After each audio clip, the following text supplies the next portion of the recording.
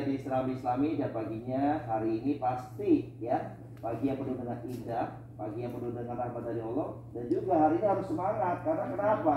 Ya karena pagi hari Islam itu memberikan kajian ataupun manfaat ilmu yang sangat luar biasa. Ditambah lagi adalah mudah-mudahan nih kajian Sahabat Islam ini membawa kebenaran kita nanti sampai ke surga Allah Subhanahu wa taala.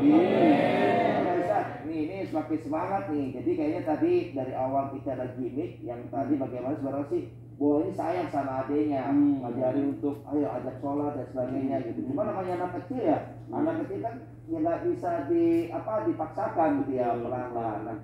Ustaz boleh nggak gini, kita pengen tahu deh sebenarnya kalau dari hukum Islam gitu ya, anak itu kan berarti kan titipan ya, amanah dari Allah ya. Nah, gimana sebenarnya kita menyadari bahwa sebenarnya anak itu juga bagian dari rezeki Allah. Masya Allah, betul sekali. Para pemirsa TVRI yang dimuliakan Allah Subhanahu wa taala, baik yang di studio maupun di rumah masing-masing. Betul, saya ingin menggarisbawahi dari Bang Raka. Anak itu adalah titipan Allah, anak itu adalah rezeki terbesar dari Allah Subhanahu wa taala. Ini jarang orang paham terhadap kalimat ini. Yang pertama, anak itu adalah titipan Allah Subhanahu wa taala. Kalau itu titipan Allah Subhanahu wa taala, maka kita sebagai ayahnya akan dimintai pertanggungjawabannya oleh Allah Subhanahu wa taala. Karena masuk neraka atau surga bisa jadi karena anak, bisa juga masuk surga karena anak. Masya Allah.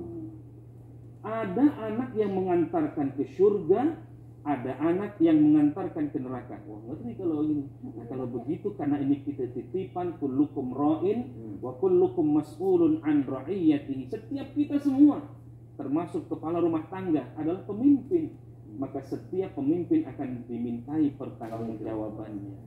Sejauh mana anak kita ini? Ini anak sebagai amanah Allah Subhanahu wa taala. Maka tugas kita adalah mendidik sampai menyekolahkan, sampai menikahkan. Setelah itu baru tanggung jawab dari suaminya. Nanti kita akan bahas itu. Lalu kemudian anak sebagai rizki dari Allah Subhanahu wa taala. Banyak tuh Bang Raka, karena banyak anak banyak rizki. Ya, saya termasuk Pok Boa, anak saudara saya itu 12. Bikin kesebelasan dong ya. Kesebelasan.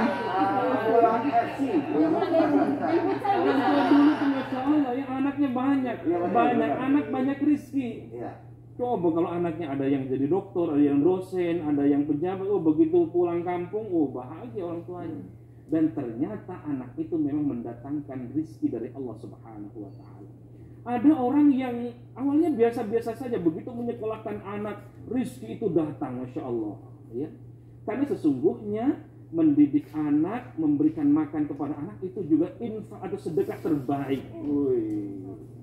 Dahsyat ini para pemirsa yang dimuliakan Allah Subhanahu wa taala.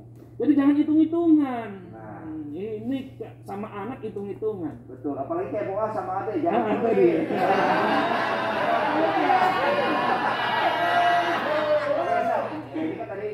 Ustaz menjabarkan bagaimana ya tentang anak ini menjadi sebuah rezeki. Nah, kita tanya ke Bu Dokter lain. Nah, ini sedikit pengen tahu deh. Kalau misalkan gini kan ada anak kalau zaman sekarang ya bahasa kerennya tuh mereka suka nggak kalau sudah kata itu dibully. Nah ini kalau teman-teman ataupun anak seperti ini gitu ya, itu pengaruh nggak sih ke mentalnya?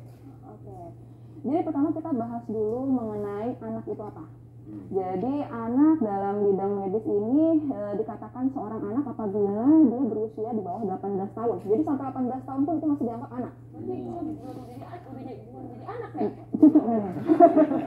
Nah, jadi anak ini dibagi beberapa kriteria, di mana ada bayi, anak usia 1 sampai dengan 10 tahun, kemudian di atas 10 tahun sampai dengan 18 tahun dikatakan sebagai remaja. Nah, jadi sampai usia 18 tahun itu dianggap sebagai seorang anak. Nah, dan jangan sampai kita sebagai orang tua itu menganggap bahwa anak ini adalah miniatur dari orang dewasa. Tidak, mereka ini berbeda. Kenapa?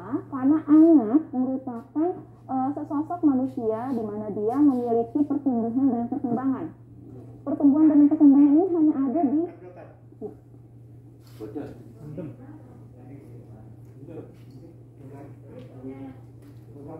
oh.